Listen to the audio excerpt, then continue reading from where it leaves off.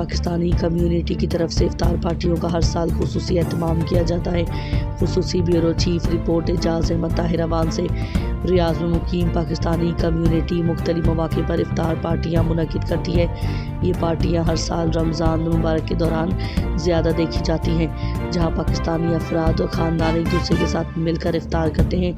اس کے علاوہ پاکستانی سفارت خانہ اور مختلف کمیونٹی تنظیمیں بھی افطار پارٹیاں منعقد کرتی ہیں تاکہ پاکستانیوں کو ایک دوسرے کے ساتھ وقت گزارنے کا موقع ملے اور کمیونٹی کے درمیان روابط مضبوط ہوں۔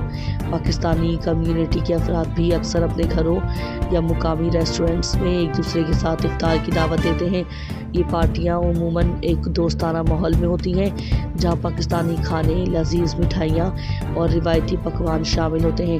اس کے علاوہ مذہبی اور ثقافتی پروگرامز بھی منعقد کیے جاتے ہیں تاکہ رمضان کے روحانی پہلو کو اجاگر کیا جا سکے۔ سعودی عرب میں عید الفطر کی تعطیلات۔ بیورو چیف اعجاز احمد طاہر اوان سے عرب میڈیا رپورٹس کے مطابق سعودی عرب میں عید الفطر 2025 کے حوالے سے تازہ ترین معلومات کے مطابق عید الفطر کی تعطیلات کے دوران سرکاری ملازمین کے لیے عام طور پر 4 دن کی چھٹیاں ہوتی ہیں، جبکہ نجی شعبے میں یہ مدت 29 رمضان سے 3 شوال تک متوقع ہے۔